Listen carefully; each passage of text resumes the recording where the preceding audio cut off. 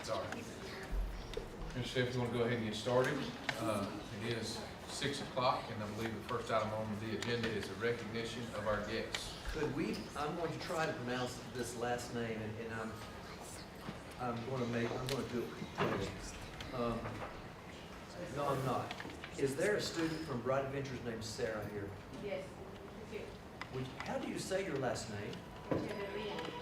See, it would have been so bad if I had tried that. So would Sarah Echevarria, would you and your parents come up and someone from Bright Adventures to introduce this person? They just came in. They're on their way.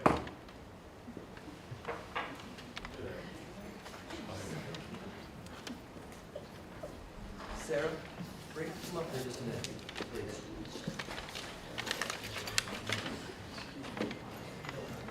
Can someone come and I'm so sorry. and talk about it's their fault? Thank you. Thanks, Sarah. I'm Miss Jessica. I'm not always late, I promise. But I am Miss Jessica from Bright Adventures. How are you, Sarah? Yeah. And this is Miss Sarah Echevarria. She's a wonderful student. I love her so much. Sorry, maybe I should hurry to get in here. But she really is a sweetheart, and I love her so much. And I'm so grateful that you chose to share her with me. But she comes in every morning, and she's like eager and ready to go. And so the first part of our school year, we work on like routines, like going to your center and, sorry. Okay, so we work on going to their cubbies, doing their morning jobs, getting their morning jobs done, and then after they do their morning jobs, they start their day. And Sarah is always eager and ready to go every single day, aren't you? Yeah. And she usually has this smile on her face when she comes in too. She really is just so sweet. But she's always a great friend, and she always jumps in to help anybody that needs anything. And I'm often sitting at circle or looking at a small group activity, and I'll be like, Sarah, go get this for me. And she's like, okay. And she'll just run over there and get it. And she's just a really big joy to have in my classroom. I love her. She's just a sweetheart. And I'm wanting to acknowledge her for that because she always wants to go just a little bit more. Sarah, thank you for being part of our 1% club. Congratulations. Would you take that and look right there at that man?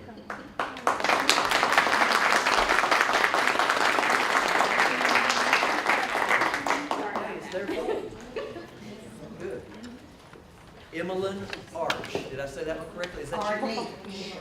Arneach. Okay, then we're going to give this certificate to you, and then we're going to print a new one because we have the wrong last name. I apologize, but we'll fix that first thing in the morning, okay? But did I get the first name correct, Emmeline? That way it says. Oh, that's good. Now, look, imagine.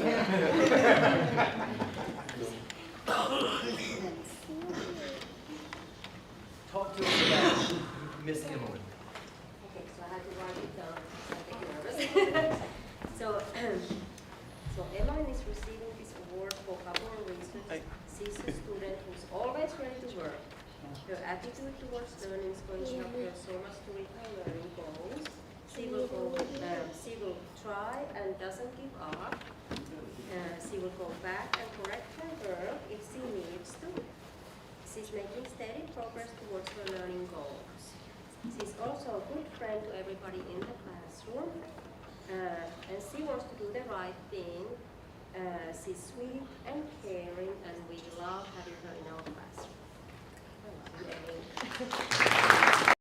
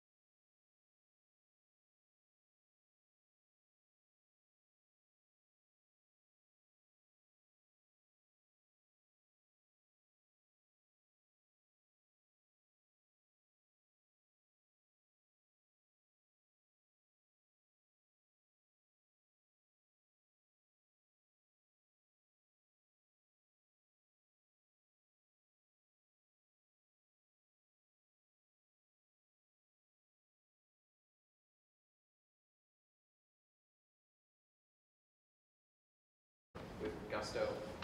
And I mean, this award's not just about academics. It's kind of a recognition of your grit and resilience and intellectual curiosity and diligence. Thank you.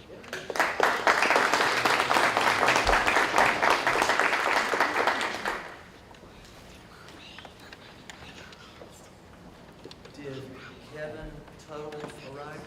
See, it's going to let them in right now, they're at the door. Okay. They didn't get in.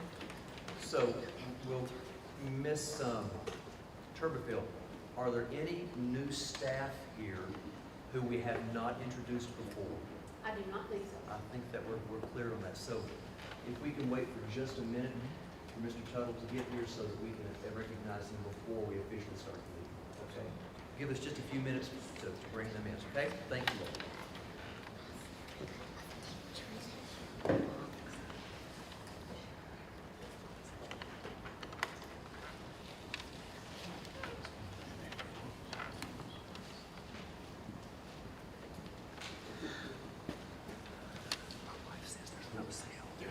I had two this month, and it was really hard for me to pick between these two.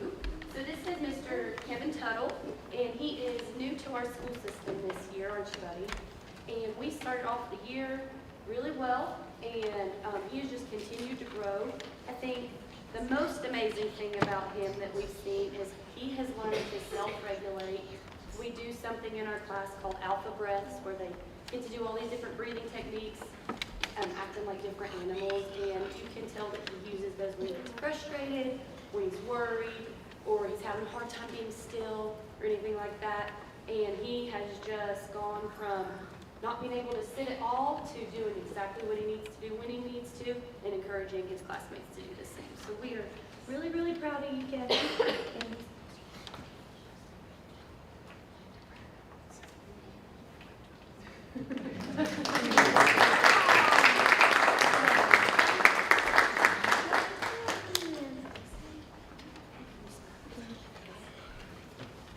So I think those are all of our 1% Club members this year, and this month. Have we missed anyone? Another round of applause. Thank you so much. And you're free to stay or not. See you in the morning. I love you. I'll see you in the morning.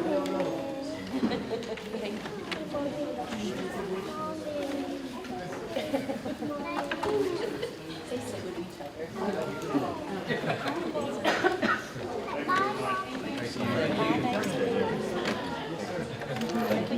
We're so proud of you. She's on the rock.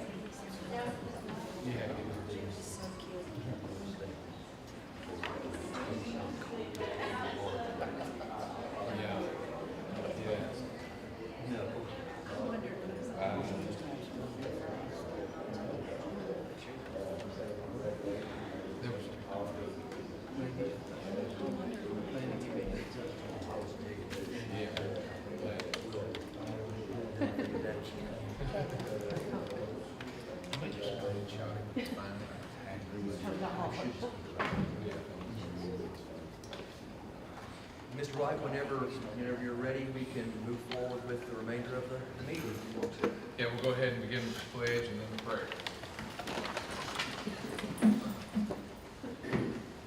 I pledge allegiance to the flag of the United States of America and to the republic for which it stands, one nation, under God, indivisible, with liberty and justice for all. May we pray. Our Heavenly Father, we thank you once again for allowing us to be in this setting. We thank you for these folks that's come. What a blessing to our hearts to see these young folks getting these awards. And Lord, we know they're the future of our county, our community. Lord, we thank you for putting those bright spots in our lives. We ask you that you would continue to move all that's said and done here in this meeting, that you'd get the glory, you'd get the honor. we'll always be mindful of you and have you in the forefront of our minds. Once again, we thank you for our community, thank you for our people, from faculty and staff to our kids to the parents of the young folks in our system. We love you tonight because you did first love us. We ask all these things in Christ's holy name. Amen. I'll call the meeting to order. The first matter is the approval of the agenda. Do we have any additions? You need to add policy number 4720 to section C. I discovered today that we did indeed include that last month as part of our first reading and have discussed that, but I neglected to put it on the agenda, so I apologize for that. You also should have a copy of 4720 there before you. I want to draw your attention to a couple of things before we move forward with that, okay? That's the only addition that I know of, though. Do I have a motion to approve the agenda with the addition of our policy 47? Motion. Second. Any discussion? All in favor by show of hands? You see the consent agenda tonight. It'll have one individual resignation, retirement, and the minutes. I don't have anything else to include in that. If anyone wants to bring anything out, we can. Okay. We good? We're good. All right. Tonight, we continue asking our schools to present to you their NC STAR plans, which once upon a time would have been called school improvement plans. We've changed the name and do it just a little differently now. First up is West Elementary, and I'm not sure Mr. Dunker and Miss Sale are going to present that.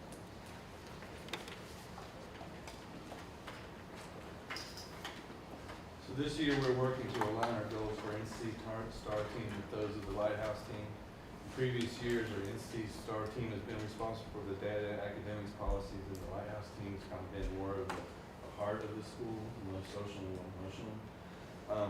But this year, we're making every effort to use our strategic plan to guide both the Lighthouse and the NC STAR teams this year with our three big categories: academic, leadership, and culture. So these are our indicators, and I'm just going to go through these real quick. I know they're pretty interesting. First one is A102. All teachers improve their practice by responding to principals' observations and our observations by peers. And that's through walkthroughs and formal observations as well. A301, which is instructional teams use student learning data to identify students in need of instructional support and enhancement. And what that looks like is we have once a week, we have a special time devoted to each one where we go through different aspects of the data we're looking at. C1.02, which is principal plans opportunities for teachers to share their strengths with other teachers. When you look around the school, you start to see that we have a lot of leaders, and they have each one has a strength, and to share that strength with others is best PD we can get because it's from our peers instead of somebody coming in and telling us what to do through out the practice. And then E1.09. The school provides parents and guardians with practical guidance to maintain regular and supportive verbal interactions with their children, to establish a quiet place for children to study in at home, and to model respectful and responsible behaviors.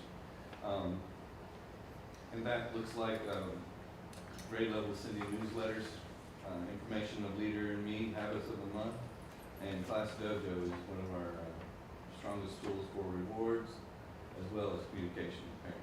Because it works just like an app on the phone. It's just like you text a parent, and get the word out and get where that kid's going off the bus back too. So we have Facebook posts on a regular basis. Implementation of more leader me tips, mental health tips, and videos promoting students' perspectives, and also tips of math, reading, science, and social studies to help parents see what our curriculum looks like. The Sale's going to share, she's the daughter of Susan Sale, one of my former students. So she's going to share what it kind of looks like, but what it actually looks like in our school. So, this is just, it's just a little bit of a visual so that it just helps me organize my thinking a little bit, and it has our goals laid out. And more importantly, well, we call those our WIGs, our wildly important goals, what we're working towards as a school. We tried really, really hard to go from the school level to the grade level to the classroom level to the student level, so that these goals are trickling down, that they're really being implemented, and we're implementing them the right way. And not more importantly, but equally as important, it's got our LEAD measures, which is how are we tracking that we are accomplishing these goals. So if you want to look in the first category, our academic goal is to go from 60% proficiency to 65% proficiency on iReady reading and math by the end of the year of 2024. So we are tracking that with our iReady progress monitoring, and we're really excited because we just got our first really big round of data last week, actually, because after you take the diagnostic of iReady and then 2 progress monitoring, like very small diagnostic tests, then you get the projections of what your students will accomplish on the middle of the year diagnostic test. So it's giving us a lot of information so we can see exactly what interventions we need to do and which kiddos may need it a little bit more than others. Then our grade level goal would be going from their current average, so we've averaged the entire grade level, their benchmark score, and their goal is to get to, not their benchmark score, where they're at currently, so where they're starting, to their benchmark goal. So the goal is going to be different for each grade level for reading and for math. And we are wanting every single kid to get there. Now, if a kid is already there, that's fantastic. We want them to meet their stretch growth. So that means going above and beyond and meeting the goal that's set for them. And we are tracking that by using our progress monitoring and the diagnostics as well. And then in the classroom, how are you going to do better on progress monitoring, and how are you going to do better on the diagnostics? Well, that's focusing on the amount of time spent on iReady, and that's not just saying, here's your tablet or your computer and go do this. iReady shows you their focus minutes. So we are not just sending the kids to their seats for an hour at a time and saying, go do this computer program. We are giving them strategies on how to focus on the 15-minute block that they're on it. So each grade level has chosen how many minutes they think it's appropriate for those kids to be on iReady. Because a kindergartner's level and a 5th grader's level are going to be significantly different, the amount of time spent. And then we're also focusing on their lessons passed. So if you're actually focusing on what you're doing, you're going to pass more lessons as well. And on the second page, you can kind of see how we are tracking all of these things. These are pictures of our data trackers in the hallways, in the classrooms, in the leadership notebooks. If you have any questions about those, I'm happy to answer them. But it's really cool to see what the kids are doing.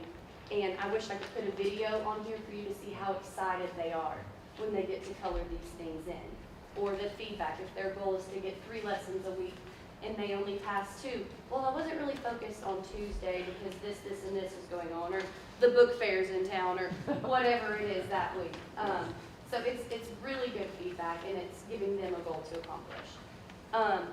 Then in our next category, culture, our goal is to go from a 74 to an 80 on the MRA, which is the measurable results assessment that the Leader in Me program provides. That's taken by students, 4th and 5th grade, Ms. Sutton, correct? Staff members and parents as well. And we actually had an exceptional number of parents take that this year, so that was a huge win. And this was just an area that we saw, it's a little bit lower than we would like for it to be. We want the relationship between students and staff to be really strong. We want kids to be comfortable talking to their teachers. We want teachers to be comfortable talking to the kids. So the things that we are doing to address that, Lisa and Jason have built in morning meeting time into our schedules. And so there's a 10 to 15 minute period of time every single day that kids are finding out what's going on throughout the day if anything's different, which doesn't sound like a big deal, but to kids who have problems with change and inconsistency, that's a really big deal. It gives a chance to do a Leader in Me lesson. On the 3rd page, there's a picture of some kiddos turning and talking about a lesson they're doing using the 7 Habits curriculum. So they love getting to do that. So there's lots of different things that go on in our morning meeting time. We have daily announcements that are led by students. and they give a 7 habits booster, talking about, what's going on in the school, what our habit of the month is, all of that. We have a monthly PEP student and staff member. So what that is people encouraging people, and it's just, like I talked about how Ava was the PEP student in my class this month. The kids can vote on it, and it's what their peers are seeing, that how those kids are modeling that habit. Sorry, my words got twisted. And then it's also giving staff recognition, which is really good too. Staff members do the same thing for each other. And then we are having more academic and attendance recognition. We just did a big celebration for kiddos that had perfect attendance. And then in our leadership column, our goal is to go from a 78 to an 84 in student and staff leadership by May of 2024. And this is also measured on the MRA that Leader in Me gives out. And if I don't know, that's my bad. So we're working on having an active staff and student lighthouse team, at least 1 meeting a month, and at least one celebration per month, because we want to make sure that we're really highlighting the good things that are going on in the school.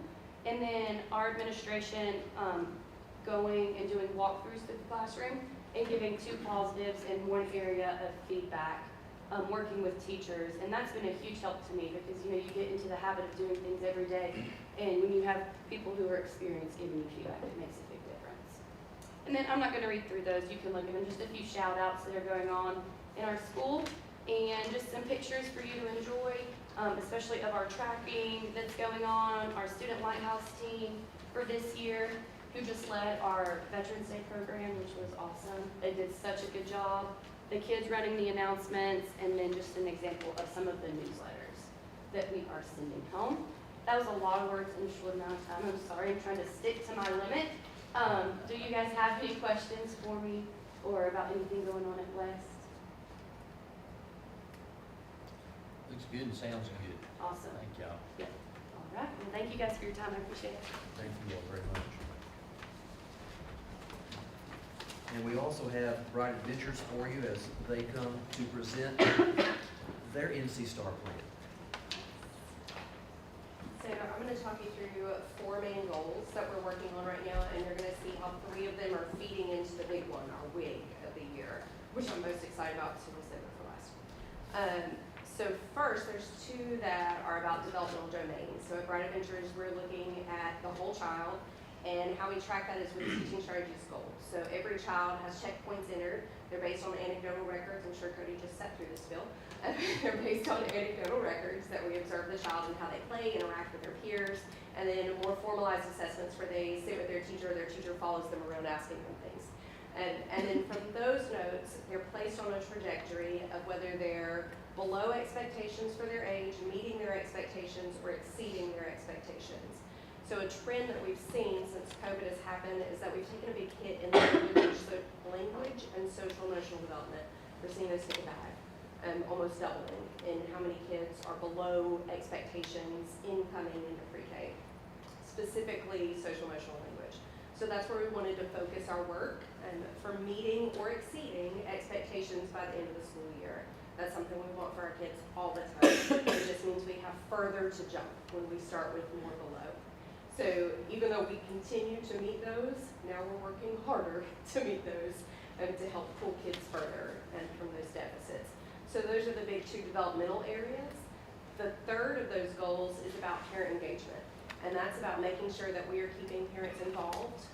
Because Bright Adventures isn't just the start for little kids, it's also the start of school for their parents. So this is a lot of their first round with Swain County Schools. And how do I parent and be an effective parent for a student? So a lot of what we do is getting parents involved and helping them find their role as the parent of a student. I'm learning about attendance, learning about homework, learning about getting a good night's sleep, but also having good communication with their teacher. So one of those many facets in that goal, you'll see a minimum of 95% of parents report they agree or strongly agree with being given parent involvement opportunities, being kept up to date on their child's academic and developmental progress, being given strategies to support their child at home, and feeling welcome in their child's school and classroom. So continuing to meet that goal with our parents. The 3 of those are plugging into our big one this year, which is that Bright Adventures is going to get to achieve lighthouse status with Leader in Me When we do that, come April, we will be the second early learning facility globally to hold that. So we are stoked about it. We have a lot of things spinning, making that happen. Miss Elise and Miss Becky are our lighthouse chairs, and they are working very hard on pulling data together, helping me feed stuff into this evidence finder. So that is the big goal that those other 3 goals are feeding into this year. Questions for me?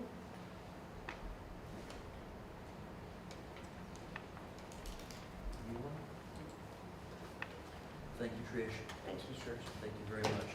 So we'll be asking for you to approve those in a little while, just like we did last time. And then next month, the city office will be bringing their MC Star plan. What you'll see is it kind of wraps everything together as far as the system is concerned. And that's the way we have designed it in the board this year.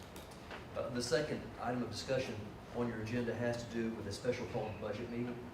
Stephanie Treadway has been working to get all the pieces and figures and everything into an official budget. We have been operating on a continuing budget since about July because we didn't have numbers from Raleigh. They have come in, a lot of them, we may still be looking for some.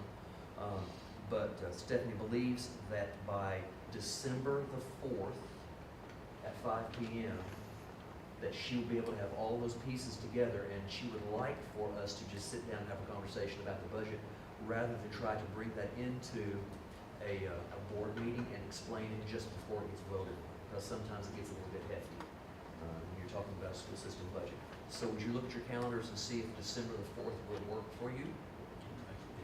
I keep making this for any other day that week. I can make that. Okay.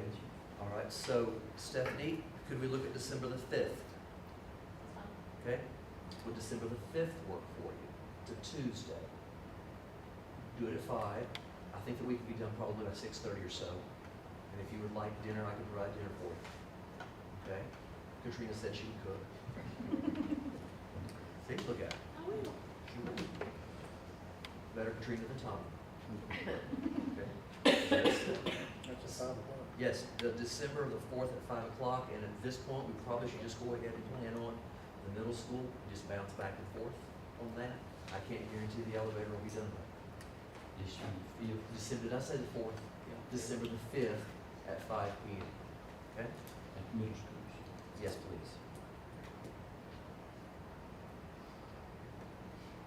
Okay? Are we ready? The next item for discussion are the policies that have to do with the Parental Bill of Rights. We spoke about those fairly in depth about a week ago.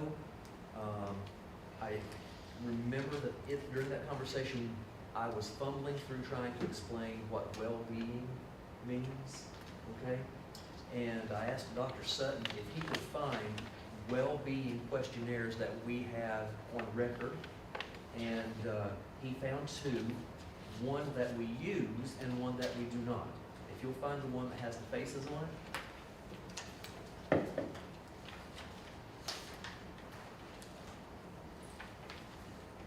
And you'll see that all of those questions have to do with a student assessing themselves internally largely, or their feelings and their thoughts. But if you'll notice that number 15 is highlighted with purple. Dr. Sutton went through this and he looked at it, and he determined that because of the wording of that question, that it falls into a protected category. Those protected categories you will find in policy 4720. Okay? And so because of that, Dr. Sutton suggested that we not use this survey, and we don't, for that very reason. It falls into protected material. Now, if you look at the other one, it looks like an email. Towards the back of it, there's a counseling survey that we currently do use. Dr. Sutton, was this created by Miss Aldridge? Katie Aldridge, good. Okay, our middle school counselor. And the students take this, and then this data is used so that the staff can say, this student may need some additional attention in this area. These students may need some additional attention as a group. And then they use what we've been calling the MTSS process to put those interventions in place, and also just to help the students. Now, Before we used this particular survey, Dr. Sutton took it and sent it to our legal team to make sure that we were not entering into any of the protected categories. And actually Leonard, who was here the last time, said that we're good to go. So I just wanted you to see what a well-being survey might look like. And I want you to understand that we're very, very cautious with those. And if they enter into those protected categories, we really stay away from that. But even at that, because they're surveys, there is the opportunity, it needs to be the opportunity for parents to know what that's going to look like. And as a matter of fact, Mr. Jones and I were talking about a survey today, and we're looking at how to appropriately put that in front of parents so that they can see what's coming. And then, if I'm not mistaken, the parents will have the opportunity to opt out of that survey. So we're trying our best to follow not only policy procedure, but also the best interest of the students and families. Okay, I just wanted to bring that to you for a reassurance. Now, the only health survey that we are currently using, and I've talked to Dr. Sutton about this, is actually a health survey that goes home to parents, it doesn't go to students. And within the boundaries of the law, we are able to do that because the parents would be the ones who would be deciding whether or not to have students take them. So this doesn't touch the students' hands. Dr. Sutton, would you like to speak just 60 seconds? I know I'm putting you on the spot, okay? But you're a pretty sharp guy. Would you speak just for about 60 seconds about what that health survey is for?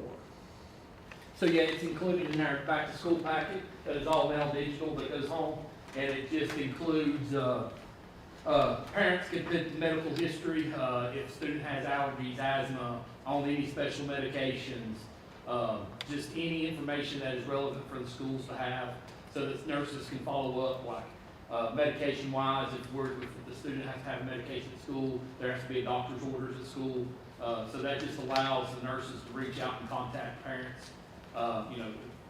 Special mealtime needs can be documented there, and we follow up so we get proper paperwork so that we can meet meal needs. If there's any asthma, allergy, any other medications, from maybe ADHD medications that are given to school, follow up and get those plans in place. But those are all included for parents to complete. It's not a student survey, it's for parents to complete. Those are the two primary pieces that 4720 speak to, and we had some conversation about them as far as policy 1310 last week as well. I just wanted you to have more information on this. Do you have any questions or concerns about that policy or the other policies that were part of the Parent Bill of Rights? Because tonight will be our second reading. And Mr. White, we can set those aside or we can vote on those at your all's pleasure. I do have a question, and this might be answering because I'm getting the two kind of, I know they coincide a lot, but under B where it talks about the questionnaires and health screening, it mentions in again about kindergarten through third grade. Yes. So that's saying that if this questionnaire were to be given to kindergarten through third grade, the parents would receive a copy after third grade. This questionnaire may be given, but not necessarily parents aren't, they're not known ahead of time. Is that how that is to be understood? My understanding of this process, and Brandon, you've looked at this policy along with us some. My understanding is if the survey, the parent has the opportunity to look at it ahead of time, okay? There is an opportunity for opt-out, and that's true of all surveys. Am I speaking correctly? Off the top of my head, I think we have to notify parents up front what surveys may be given to their child, and they have to have the opportunity to opt out, review and opt out of any of them. Now, there are some, Lisa, that are becoming opt-in, and that probably applies to the K through 3. Those become opt-in, okay, which is a whole different ballgame. Okay, because it says, I guess, that they'll be provided with the questionnaire, so I didn't know if that meant maybe after third grade, they're just given the heads up that there is a survey, but not necessarily the whole entire form. But they will have the opportunity to look at that. To look at either way, Yes. okay. Because even with Mr. Jones and I, we're making sure that the parents at the high school have the opportunity to look at that survey before it happens. Okay. Did that answer your question? I think so, yeah. We don't ever, I shouldn't use that phrase, we don't ever want to surprise our parents with what's coming. that's, I think that, Lisa, that's part of the intent of the Parent Bill of Rights. It's a communication tool, making sure that we're working in tandem and in collaboration with parents. Maybe in some places more than we have in the past, although I really think that we've been doing most of it already. Okay, did that answer your question? Yes. All right, thank you. Any others? Then we'll be asking for you to approve that in a little while. There's only one other policy, and that is policy 4302, which is the school plan for the management of student behavior. RL asked that we change some wording, and I did that on that plan. And I've shared that with you, and given you all the opportunity to look at that. Do you have any questions about that particular policy? If you're ready, we can move forward on that later on tonight as well. Okay? Any questions on that? We good? Okay, all right. And then those are all of the discussion items that we have in the agenda. Next, Mr. White, would be public comment. Joanne? I was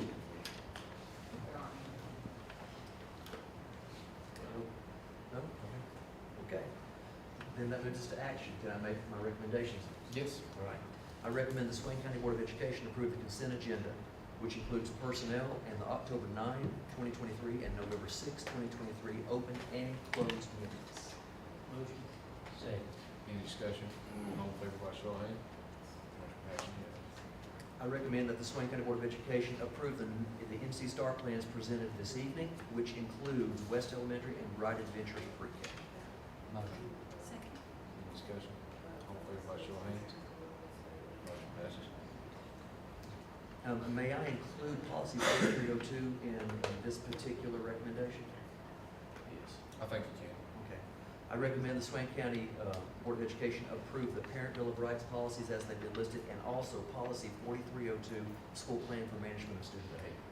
Motion. Second. Any discussion? All in favor by show of hands? Motion passes. Those are all of the action items. Please take note of the FYIs. And I need you to know that on Thursday evening at 6 p.m. at Southwestern Community College in the auditorium, whose name escapes me at this point, our New Century Scholars from the, is it 6th or 7th grade? 7th grade will be inducted. Do you remember how many there are? Is it 6 or 7? 10. There's 10. So 10 students will be inducted into the New Century Scholars. What day was this? This Thursday at 6 p.m. Okay. Regular meeting will be December the 11th next month, and the auditors will be coming to that meeting for their audit presentation, correct? Okay. Those are all the FYIs. I think we have to. Okay. All right. So, that's up to you all, like how you want to handle that. I believe, I saw her standing there, and I believe she just didn't realize that that's where she needed to sign Okay, it back. all right. She has been sitting in the meeting, so, if you don't mind, do you have a recitation of it? I don't have that with me right now. I'm sorry. That's all right. Stopwatch out.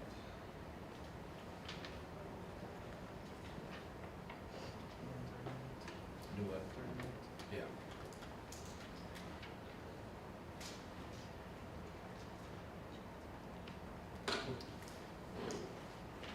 My name's Keisha Donnelly, and my son lives to, east. Yes, ma'am. Just real quick, Ms. Todd, you'll have 3 minutes. Yeah, I see that. Okay, I just wanted to let you know. This is the first time I've ever been here. And that's okay. I'm going to time it, so please understand I'm not being rude. If I cut you off, it's a 3-minute time limit for That's everyone. fine. I got a lot more than 3 minutes, so we'll go ahead and leave that with you. Okay, thank you, and I'll make copies of this and get it to everyone, okay? Yeah, that's fine. You'll let me a copy before I leave you. Yeah, let's- Anyways, my concern is that beginning last year, they wanted to hold my son back from maturity in size. I fought to have him push forward to first grade. I said that he needed an IEP, he needed help learning. He has been tested by the doctor. This year, he's in first grade. No, Mrs. Sutton told me that she would be watching my son closely and would contact me if there were any issues. My child has been in trouble almost every single day there. He has not been doing his schoolwork. I called and asked for a meeting, which they canceled and didn't bother to call and tell me. I found that out the day of the meeting. Then there have been several other issues. I had a conversation with his teacher on the phone, which resulted in her and I arguing. I did use 2 curse words, which I shouldn't have done that, but she had me irritated, told me I could come to school and look at my kids' stuff, then told me, no, sorry, the school's closed. Then, the next day, I received a phone call from his son telling me I'm no longer on the school zone, and a certified letter. I might have just given you half of my letter. A certified letter that comes from you states I'm not allowed to go to the school. In the meantime, my son is not getting the help he needs. It's all behind the first grade. It's November. She's not contacted me, had a meeting with me about my child. The meeting I asked for was canceled and not even told to me. I feel at a loss. I don't know what I'm supposed to do. I need help for my son. He's 6 years old. He's smart. He's just different and needs a little help. I've asked. I don't know what an IEP is. I asked last year. I was told not to use those words by Miss Sutton because then she would only have 30 days to put it into place. I have asked for that this school year, and it's November, and it is yet to be done for my child. Now I'm not allowed there. I don't even feel comfortable with my kid being there. He's not getting what he needs. I can't come there to help him. Mr. White, one of the things that we are concerned about is whenever we have public comment and there are faculty members that are called out by name. All right, now, I understand that Ms. Donnelly is upset. I truly do. I didn't know I'm not supposed to call anybody by name as far as I've been here. And I appreciate that, but I need to guard our staff Certainly. from that. Absolutely. So I apologize.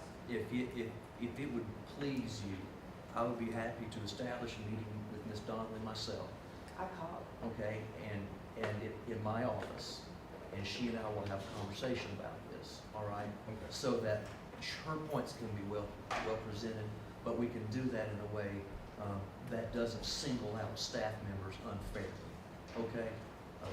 Principals have to make a lot of decisions, and they take a lot of flack. However, I really struggle to sit and allow any of my staff members be called out like that. And I appreciate that you say you didn't know, and you probably did I not. didn't. Okay. And I called the superintendent's office last week when this problem arose, and I left a message to be called back. I've not received a phone call whatsoever. I don't, last week, we can talk about that whenever you come to the office. Okay, I will call you in the morning and we will establish a time.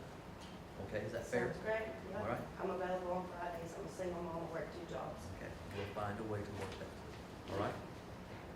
Thank you Okay. very much. Just the other Yes. part of my. Oh, that's in my hand. Okay. Thank you. Thank you. Just a second. Okay. Ms. Sutton, I apologize for that. Perhaps I should have stepped in earlier. Okay? So.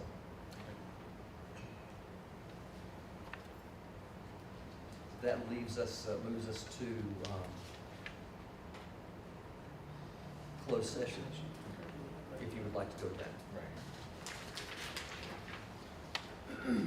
I make a motion for the Board of Education to go into closed session pursuant to General Statute 143-318, .11 under subsection A to prevent disclosure of privileged or confidential personnel information, including employee matters pursuant to General Statute 115C-319-321.